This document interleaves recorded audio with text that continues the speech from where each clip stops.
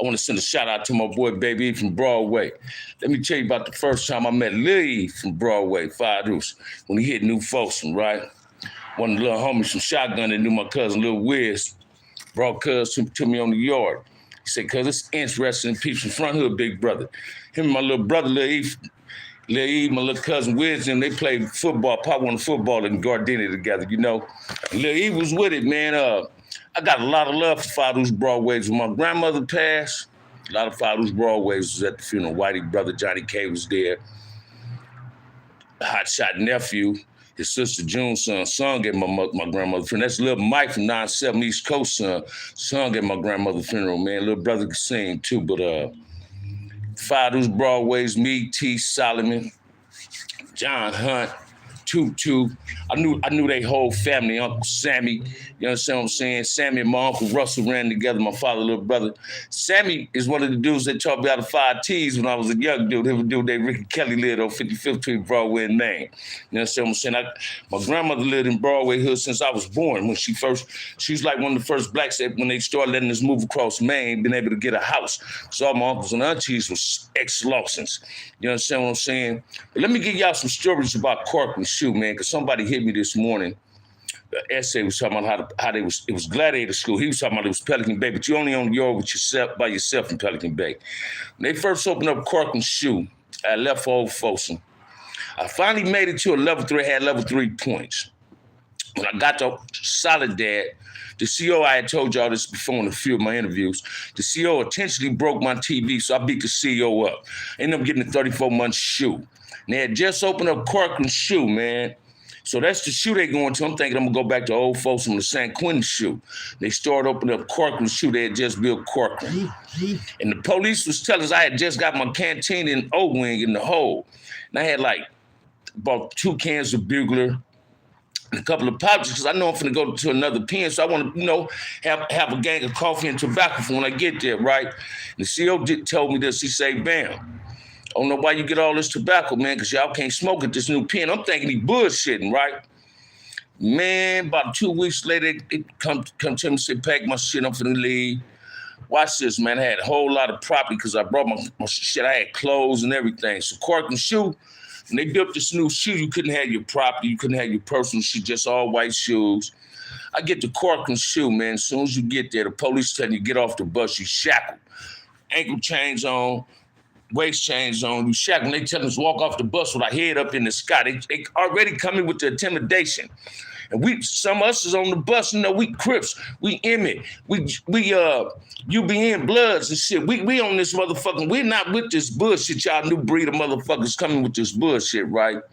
We get there, man, the motherfucking cells is all bricks. Your bed is on one side, your celly on the other side. It's not comfortable. It's merely, to me, Corcoran Shoe was meant for a one-man cell, but it's 2 people's cell. So they put us in there. They just opened it. So it's 1 man's in each cell, right? Ain't no basketball court on the motherfucking yard. Ain't nothing but handball. So now blacks are forced to learn how to play this handball. That's how I learned how to play handball. But anyway, me, Butcher from Great, Butcher Love, rest in peace from Great. He on the first tier. Now I'm on the first tier, cuz on the second tier. About 3 weeks after we got our property, man, the drama started happening in buildings. 4A, 2 left, 4A left, L and all that, 4B. Drama is happening. So Butcher tier go to the yard. Bow, bow, we hit them guns on the yard. People coming in, this dude named Skillet out of Bakersfield, he get at me, say, "Bam, that was your boy, that was your comrade Butcher." A Mexican that sliced Butcher on the yard with a razor blade. And they don't stop yard. They just run in the second tier. First tier, we finna have yard next. Right, I got a celly, man. This dude was trying to claim brims. I mean, he wasn't a brim, but he lived over there. He was a non-affiliated dude, right? So I'm like, "Hey, man, get ready for the yard."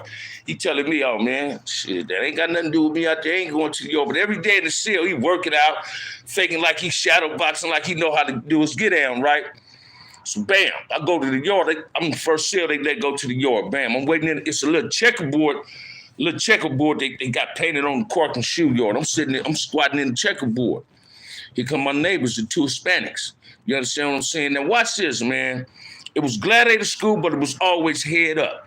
As soon as the SA hit the yard, I rush one. We get to squabbling like a motherfucker, right? They hit me with the block gun, hit me in my foot and my ankle, and take me off my back. But the SA don't rush me when I go down, right? We lay it down, get our 10-day CTQ, and that's how I went. The police was really for the setup on the squabbles. They liked it, that old type of shit, you understand what I'm saying? But hey, check this out, man. A motherfucker had to stay down for his eggs and grits. So when I go back in, Butcher back from MTA, got little stitches in him. Like, you all right, Bam? I'm like, I'm good, but you know it's another day in the park, man. Now I'm finna go in here and beat my celly ass. I go in there, my celly off. I'm like, cuz, why you ain't come to New York? Man, I ain't no Crip, I ain't no blood. Bing, bing, bing. I get to whooping on him. He yelling through the cell, hey, help me. I whooped this motherfucking ass, man, and then I rammed his head into the toilet. When he squatted, I bust his head in the toilet. He called a big old scar across his eye. Extended two years in the shoe. Now I got a 5-year shoe. You understand what I'm saying? And action, did I regret that? Hell no, because this is what you got to do. Because when they built Corcoran, shit wasn't about if you was a Crip or a Blood or Jama or Kumi. It was about essays had to rush brothers. And the police used to give them blades or let them sneak to the yard. Because when they give you a razor blade in Corcoran, shoot Pelican Bay, and they come back to pick up the razor, it got to be a razor in there else you're going to get locked down, right? They used to let them have razor blades to come out there to slice a brother to try to intimidate us. But what they didn't know is, hey, man, them little blades didn't intimidate us. It just gave you the adrenaline, want to beat the shit out of a motherfucker that's coming at you with a razor. You understand what I'm saying? I remember one time we was on the court and shooting. I tell them Mexicans, man, I got necks on tally on this handball game. It was a Mexican from El Monte, man, Apache. Apache was a fuck up. I fired on him. Told me I couldn't play. I throw the motherfucking handballs over the motherfucking wall. If I ain't playing, ain't nobody playing. I fired him. As soon as I fired on him, everybody on the yard laid down because it was a no warning shot policy in Corcoran Shoe. And they used to shoot motherfuckers, man. I was there, a couple of motherfuckers got killed. You understand? Basically on fist fights. But we had to handle our business, right? So when you brothers be hearing, and you sisters be on YouTube and y'all hear these dudes who ain't never been to California prisons or want to speak bad about Keyways and Damus, saying we don't be in there handling our business, trust and believe, man. Crips and Damus was handling our business every opportunity we had. We conducted our business in a Keyway fashion and in the Damu fashion. I kept it cripping in that motherfucker, man. I didn't bow down to nothing. You understand what I'm saying? I was a dude that liked being in the shoe because that's where the drama was at. Even when they started building these new shoes, I remember after that little shit, by now I'm in the shoe from like 88 to 92 when the Peachtree hit LA. And it was Crazy from Villains was in my building. Me and Crazy was putting cellies out. So eventually we cellied up, right? I get that Butcher, I get that Bucky from the 6A, cuz want to move with my cell. Is it okay? You know, that's protocol, man, because this is a Damu and I'm a Keyway. And these police in Corcoran was putting, they used to say, anybody coming in the cell, you don't get it on, don't get along, get it on. They wanted to see the drama, so they forced a celly in there. So bam, I just put a big buff up north dude out my cell too, because he was soft, right? Didn't like come to the yard. And you ain't gonna be in my cell just watching TV and exercise. You're gonna come to the yard, get some of this drama that's being put on the yard. Then get that 10-day CTQ to find the quarters, then go back to the yard. So anyway, before me and Crazy celly up, man, I'm still on the first year. They tried to give me a celly. A new bus came in. I don't know where the bus came in from. Excuse me. They bring a dude to my cell. I used to bust down a lot. So I'm busting down in the cell doing my Burbiac program, you feel me? They hit my door. Dude coming in. I see him open up the day room door. Dude coming in. Police uncuffed dude, cuz walking to the cell. I said, man, this is a Crip cell. I threw up the seat. It's a Crip cell. You ain't no Crip, you can't come up here. Dude, back up. All right, brother, yeah. This is a Crip cell. Because I'm tired of having fake motherfuckers put in them cell and they ain't trying to handle the business. It was this dyke CO bitch, man. White bitch come to my cell, they start feeding child. She said, Bam, man, we tired of you not accepting cellies. You got to accept celly, we're going to put you on bedrock. Bedrock mean they going to put me in a cell same type of cell, brick beds and all that, but I can't have my property. I don't give a fuck. Send me there. Every cell you go to in prison, the county jail, man, the only book might be in the cell is the Bible. So I just started reading the Bible. I always read the Bible. So I stay on bedrock for about 6 months. They bring me back to a regular unit, 482, right? Crazy still over there. Me and Crazy Sally up, right? But when Crazy get into it on the yard, I get into the yard. It's like two peas in the pot. We both rushing motherfuckers, putting tips on motherfuckers. I remember I had to beat this dude named Marco up on the yard from Merced, man. You know, we having catastatic on the yard. We busting down. Dude like, man, I ain't affiliated in nothing, so I ain't doing nothing. I'm like, well, you got to leave the yard, homie. You need to tell the police to get you off the motherfucking yard right now. You understand what I'm saying? Police sitting up in there with his gun. He ready to bust on the motherfucker. So as soon as the police turn, I fires on him. Bam! Then Crazy from Villains fires on me, and Crazy whoop on dude. Watch this. Added more time onto my shoe. And that's what I was doing, man. I was always with the drama in the pen. I didn't believe in waving the white flag or bowing down to the enemy or motherfucking brothers that didn't want to submit to the program that was going on. You know, because even though the odds was against Keyways and Damus or Jama sometime in the pen, we had to show some form of unification, some form of unity to let motherfuckers know that, man, when you step to one brother, you step in all. George Jackson always said, if one brother gets stabbed, 10 of the enemies got to get stabbed back in return. And that was my philosophy, man. I was trying to stay down for my crown. I finally get out the shoe. I make it back to New Folsom. I get to New Folsom. I get to New Folsom, man. New Folsom was off the motherfucking chain. Big yard, I never forget the homie Fish from Fadoos Hoover get into it with the social warden named Rosario. You feel me? Yeah, I know a few Dodge cities, man. I just can't remember their name, but there was a few of them in the pen with me that represented theirs to the fullest. Rosario tried to pull Fish from Fadoos Hoover, skull cap off his head. Fish fired on him. And Rosario squabbling. I'm in the building because I'm a tier tender. Big age, and Tush Maitre gangster. This was a big old mate. Like the Crips had to come to play, man, and got on the police in that motherfucker. You understand what I'm saying? About a month later, man, I'm on New Folsom Yard. And BK's is out. So my little brother Inchneil and my little brother Pope Tate bought me a pair of British Knights. Motherfucking police bitch tell me I can't have these shoes on the yard. And tried to tell me to take my shoes off on the yard. I said, bitch, you crazy. Big old Samoan like bitch, right? Hawaiian bitch. Man, I fired on this bitch, put her on her back, man. No, don't get me wrong now. They say don't hit a woman. Hey, but man, when it came to them COs, wasn't no discrimination.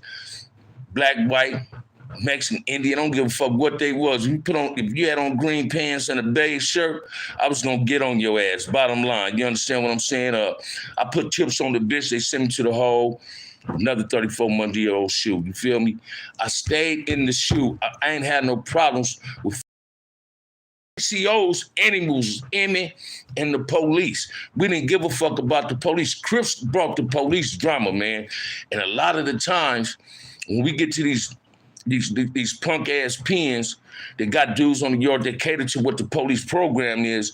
When they seen CCO members, and they know we CCO members based on what they reading in our C-file, see that we got assaults on staffs.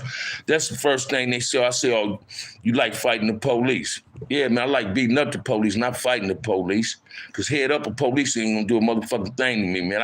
I was one of them inmates, man, that head up a white boy can't whoop me. White inmate, white police, or nor can any police whoop me head up. That's just the belief and the confidence I had in myself that I can smash the CEO, I can smash any white boy, I don't give a fuck size of whatever. I can smash one. I was always like that. I didn't have no problems fighting the police, man. Matter of fact, I used to love to squabble with the police, man. I mean, we was on the yard in Tehachapi, man. We gambling. The homie G Poo from 4-8. He said, man, if any motherfucker don't get banned, gonna be the motherfucker get his money on the yard. So I was gambling with this young brother from the jungles, right? I'd get him stuck for like $400. You know, you got 24 hours to pay a motherfucker. Motherfuckers pay dues. But I was never due to take advantage of young brothers younger than me. I didn't give a fuck if he was a Kiwi or a Damu. So I tell the little brother, I said, man, you got a package coming? He's like, yeah. I said, just give me all the candy in your package. So when he go get his package and bring the shit to the yard about the next day, matter of fact, he go get his package, and he had sweet and sour charm suckers in that motherfucker. He had like 4 boxes of the motherfucker. He said, New older me 400. So he said, man, I'm gonna give you the sweat. I said, no, brother, when you go to the store, I'm just give you a $50 list, man. And that's how it was. I used to do a lot of gambling, break motherfuckers on the dice, play that poker, you understand? I'm good at marking cards. I was taught, laced and taught by the best at the shenanigans and all the tricks of the trades of the pen.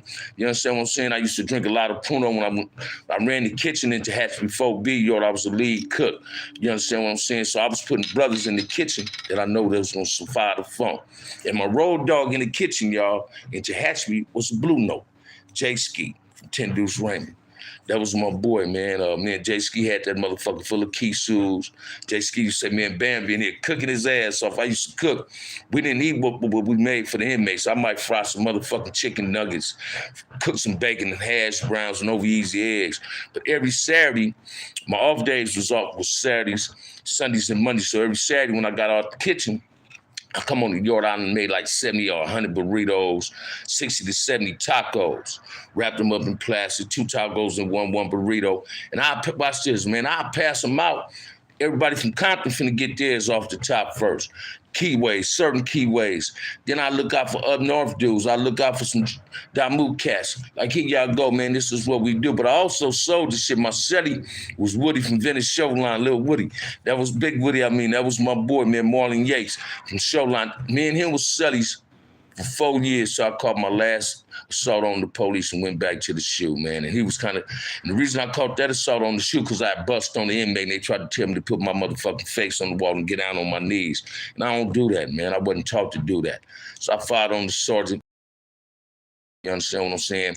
I used to really fight them motherfucking police, man. I didn't have no problem with them police. I believe once I read the Soledad Brothers, man, George Jackson, the spirit of George Jackson had to live in me. You understand what I'm saying? Once a motherfucker told me, I reminded them of Raymond. That shit blew my head up and swole my chest up. So I conducted myself on how I knew my big homie Raymond would have conducted himself. I conducted myself on how my big homie that brought Compton Crippin to Compton, Mac Thomas. Them is dudes that I idolized and I looked up to when it came to this Crip shit, man. And I tried to represent Crip 131%. The best way I knew how. You understand what I'm saying? I never tried to put nobody under paperwork. I never tried to mislead nobody in prison because I wasn't misled in prison. Didn't nobody slide nothing under my motherfucking door and say, read this shit up under. I recruited myself to become a CCO because my big homies was the generals. I wanted to be what my big homies was. You understand what I'm saying? You might hear a whole lot of motherfuckers say something real negative about the generals, CCOs. Well, I don't have nothing negative to say about the leadership CCOs or Blue Notes. I didn't see nobody being misled in NAN organizations. I just seen a whole lot of haters in organizations backbiting motherfuckers because they wasn't in their positions and they wanted those type of positions. You understand what I'm saying? I'm going to always stick to this and always keep it 100 with y'all. When CCO was existing, the only Crip constitution in prison, consolidated Crip organization, our rules was the rules for Crippin', and that was the law for Crippin'. And motherfuckers followed the rules in the law of Crippin'. You understand what I'm saying? And motherfuckers respected what we had to put down because they knew we came with the noise. Did we hit motherfuckers that shouldn't have got hit? Nah. Every motherfucker that got hit, man, got hit for a reason. Now, his homeboys probably didn't like it, and they took it upon themselves to take it personal because CCO hit one of their partners. Same with Blue Notes. The Blue Notes hit a motherfucker. Motherfuckers took, some people that wasn't Blue Notes took that personal that their homeboy got hit. But check this out, man. When you join any organization, it's rules to that organization, and it's laws you got to follow. And you know what happens when you break laws and break rules. You get some form of discipline coming. So don't get on social media and try to assassinate Damuism or Cripism. What's up, Riverside? How you living? Good morning to you too. So don't get on here and try to belittle the structures that people had in prison. Because watch this, man, whether you believe this or not, structure is needed on the motherfucking streets. That's why it's so bug wild now. You got each neighborhood got its own in-house problems. You feel me? Your enemy not killing you. It's more in-house killing than outside people killing you. Your enemy killing you. You understand what I'm saying? You got motherfuckers from your neighborhood fuck with the enemies because that's what they do. You drinking that coffee, man, well, I'm going to get ready for some football and hope somebody can hit their boy with enough to get a six-pack today. You know what I mean? We need somebody to support the channel, man. I need 200 some like views, 200 some like subscribers to get to 1,000 because I got a lot of people set up, lined up for some interviews, man. They're waiting to sit in front of Bam, and Bam just pop it with them. I'm always trying to keep it a bug with y'all. I need y'all to hit that like and subscribe button. Support the channel, man. Support your boy OG Bam. I'm going to continue giving y'all some of these good prison stories that I got going on. You understand what I'm saying? Slow Drag that lost his life in Great Lewis, Montgomery. That was the comrade and the homie I knew cuz from the streets. Insane from Broadway that lost his life in the pen. And numerous other Crips that got killed in the pen. Let me talk about my homie Chico, man, from Nutty Block. Me, Chico, Sweet Pea, and Bitter Child, we was road dogs when I came down to Soledad. Woody didn't stay on the line long, and I didn't stay on the line long. For some reason, man, Soledad to get rid of some riders, man. Chico's a thin dude with a long-ass natural, was with the business, though. You understand what I'm saying? I miss cuz.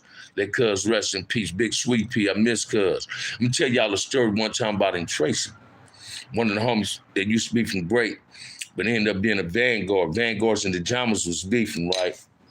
So we on the yard one morning. I'm strapped and shit. Cuz pull me. Like, hey, Bam, I need y'all to keep you Salam on me. Salam, like, keep security, watch his back. Like, cuz we ain't no Vanguard, I can't support you. Cuz know they coming at them. When you know somebody coming at you, got to stay ready and you ain't got to get ready, man. You supposed to stay strapped. If you already know it's coming, hey, cuz go to the water fountain and Tracy got to sipping on the water fountain, man. About two jammers get at the boy. Bust a whole Eddie Brim. His name was Eddie Brim. They hit Eddie Brim about 10 times, man. You understand what I'm saying? Cuz was a Vanguard, right? But Cuz was a good homie.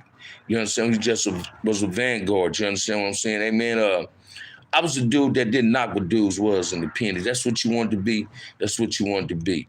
But what you need to understand is a lot of Vanguards that was Crips and Bloods, they hooked up on something because Jama was smashing motherfuckers that wasn't Jama. If you wasn't Jama or 415, seemed like they wanted to press on you. So, dude, Vanguards was created to be the, you know, something that can save people from being oppressed by the Jama. And it's a trip on how we go at each other. Then when it comes to that race shit, you have motherfuckers ain't bound down, man. I remember when the Jamas and the Vanguards was beefing in Tracy, man. Jamas was smashing them. You understand what I'm saying? The police put all them motherfuckers in one cell at one time for wouldn't nothing happen to them. You understand what I'm saying? But some of them stayed down for their eggs and grits. You understand what I'm saying? I can't speak down, but it was a whole lot of keyways that was Vanguards that when CCO came about, they came home. And the Vanguards was mad at that. You understand what I'm saying? They thought they can just step to a motherfucker. When you try to drop out of our organization and come home, their organization think they can retaliate. Let me share something with you, man. You ain't busting on no Crip because he came back home. Damu was the same way. You ain't gonna bust on no Damu. They want to come home. You understand what I'm saying? See, now that's two gangs. Anything that go against Crip or go against Damuism, that's two gangs. Oh, Big Herb did Fed time. Oh, is that right? Well, I seen him do an interview with some dude was in New Folsom, man, putting 100 on it. But the dude he was doing that interview was at New Folsom. 8 yard is a PC yard. So that's his story off that yard. So my bad. But anyway, what people need to understand is Crips and Bloods didn't have no constitution when motherfuckers started going to the pen. So a lot of Crips and Bloods turned Vanguards. And when Bleal happened, CCO happened, Blue Magic happened, motherfuckers started coming back home saying, man, I'm finna go to where I'm supposed to be at. And the organization they was with was like, nah. You had a lot of Crips that was BGF that was older than me. You know what I'm saying? Some of them tried to come home and got bust on when they came back home, but they was embracing coming because they knew what they was going against. You understand what I'm saying? Me personally, man, I don't have nothing against any black organization in the California Department of Corrections, right? At one time when I first went to prison, I did. You know what I'm saying? But them days, they outlived and I outgrown and outlived those days of wanting to detest something that was black. You understand what I'm saying? First and foremost, I was a Crip. But first and foremost, I represented blackness as well as Crip to the fullest. I gave it my all, 131%. That's why I had a whole lot of up north brothers, a whole lot of non-affiliated brothers saying I was a good cat. because I stayed down for my eggs and grits. I heard some noise. I stayed down for my eggs and grits, right?